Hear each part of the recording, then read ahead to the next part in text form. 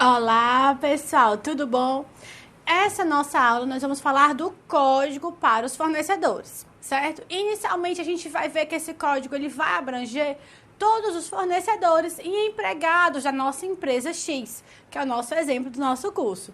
E o descumprimento de qualquer das regras de conduta vai dar direito a rescindir, né? Eu vou poder rescindir imediatamente, por justo motivo, essa parceria comercial que foi estabelecida. Na hipótese, não vai caber à sua empresa o direito a qualquer indenização, seja a que título for. Existe, professora, a necessidade de processo de aquisição de produtos e serviços? Esses fornecedores e compradores, eles devem se orientar por alguns parâmetros? Devem sim. E quais são esses parâmetros, tá certo? Quais são? Inicialmente, a gente tem o parâmetro 1, que é de todas as aquisições de bens e serviços que são restritas exclusivamente ao setor competente e responsável por tal atividade. 2, as autorizações de compras ou contratações, elas devem ser formalizadas e evidenciadas por meio de ordens de compra, ordem de serviço ou então o contrato. 3, as compras de materiais ou serviços não poderão envolver empresas das quais participe parente, até o 2º grau de empregado da nossa empresa X, envolvido no processo de licitação. E 4, os compradores devem cotar pelo menos 3 orçamentos com empresas regularizadas, qualificadas e cadastradas no sistema de fornecedores da nossa empresa X. 5, os produtos devem ser entregues juntamente com nota fiscal ao local identificado na OC, OS ou contrato. E, por fim, todo fornecedor, como a empresa X, deve manter registros precisos de todos os assuntos relacionados a essa relação comercial, ou seja, essa relação de fornecedor e a empresa, certo? E essa relação é vice-versa, ou seja, indo e vindo. O cliente e os fornecedores, eles veem com bons olhos aquelas empresas que atendem à legislação, as normas, os contratos, e isso vai influenciar para quê? Para demonstrar que essa empresa, ela consegue ser ética. Ela sendo ética, ela sai na frente e permanece por ser o quê? Mais confiável. Eu confio muito mais numa empresa ética. Se cumprir plenamente todas as leis e regulamentos aplicáveis no país onde atua e também no nosso código de ética, respeitar e cumprir as cláusulas contratuais que são estabelecidas entre as partes, e que esses gestores dos contratos da empresa X demonstrem o mesmo compromisso. Então, qualquer sugestão ou alteração, mesmo que proposta por parte de um empregado da nossa empresa, só vai ser considerada se feita dentro da forma legal, representada e documentada dentro de documento válido. Por quê? Porque a transparência gera também uma fidelidade. Tem que ser reconhecido e respeitado esse cumprimento da lei trabalhista, as convenções e acordos coletivos legais dos trabalhadores. Por quê? Porque se a minha empresa segue as regras, se ela segue as normativas, ela é mais fácil de trabalhar. Ela é o quê? Ela é mais confiável. Então, eu vou adquirir uma relação melhor com clientes e fornecedores. E vai ser desejo de todo comprador, fornecedor, futuro cliente, conseguir enxergar a verdade e a transparência na sua empresa. É primordial que, de tal forma, mesmo com seus preços, né, um pouco mais elevados, você demonstrando essa fidelização, essa clareza, você garante a fidelização. Então, vai permanecer uma venda, vai continuar vendendo e você vai trazer esse cliente para uma revenda, uma recompra. Ele vai comprar novamente, ele vai se fidelizar, mesmo que o seu preço seja um pouco mais alto. Por quê? Porque você vai estar comprometido com a verdade de informação prestada. Você vai deixar em aberto, público e transparente que você está seguindo as normas jurídico-fiscais, econômico-financeiras, normas de saúde, segurança, nunca esquecendo o meio ambiente, qualidade técnica, capacitação de profissionais, seja dos empregados, direto ou indiretamente, se você dá esse auxílio, esse suporte. tem que manifestar claramente a sua opinião e compromisso no processo de contratação dos serviços. Em relação às práticas de trabalho, durante a prestação dos trabalhos, evitar indução a erro, desentendimento, falta de informação, informação incorreta, informação parcial. Isso tudo pode levar a um descrédito da sua empresa, se você não tem aquela informação tão clara.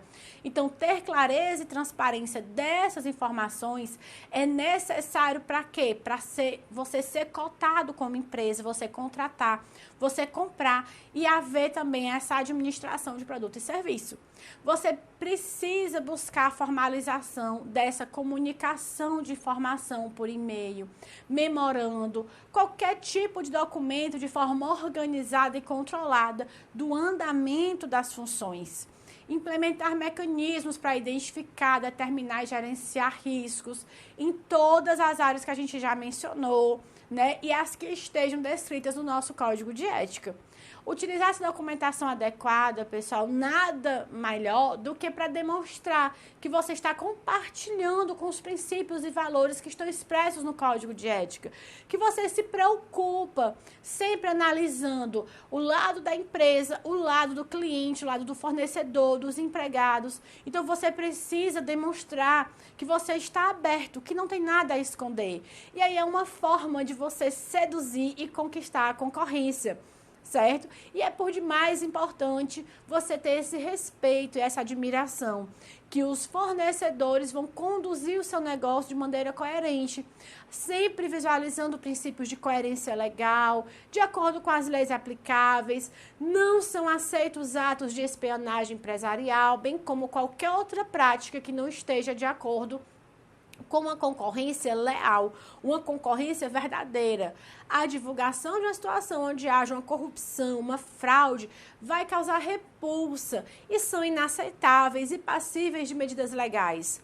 Certo? Então, qualquer conduta ilícita, ou seja, fornecimento de produto e serviço de origem ilegal, falsificação de documento, de assinatura, ocultar acidente ou incidente de trabalho, se envolver em práticas e condutas ilegais, como evasão fiscal, sonegação, contrabando, tráfico, não só quando se fala de tráfico, é tráfico de drogas, mas tráfico de informações, de produtos, de fornecimento. Então, se a sua empresa ela não tolera o fornecimento, a aceitação de suborno, propina ou qualquer tipo de situação ilegal desse pagamento, você vai ser visto com bons olhos.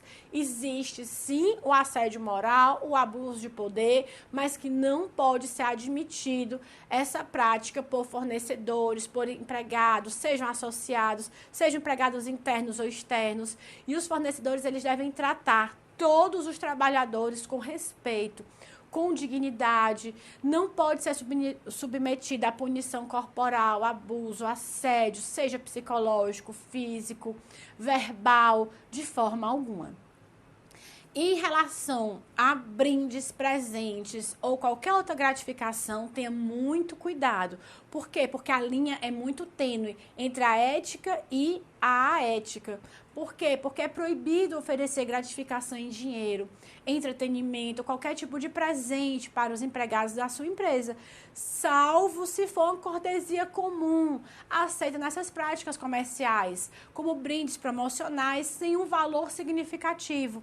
Então, os empregados, eles não estão autorizados a aceitar pagamento de despesa e de custo de festa, exceto vão ser aceitáveis no caso de convite em relação à visita técnica, reunião de trabalho, participação de eventos, seminário, cursos de profissionalização, formar os profissionais, trazer informações. Então, tenha muito cuidado que esse momento ele tem uma linha muito tênue, tá certo? Entre a ética e a falta da ética é bem tênue essa nossa linha.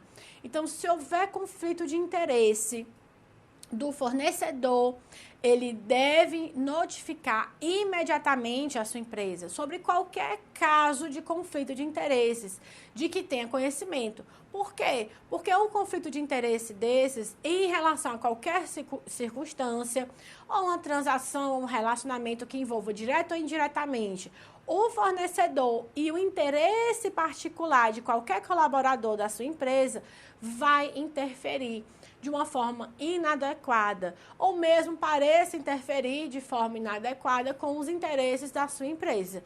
Então, cuidado aqui, qual é a nossa ideia da nossa aula? Cuidado com essa linha tênue de presentes, de prêmios, tá certo?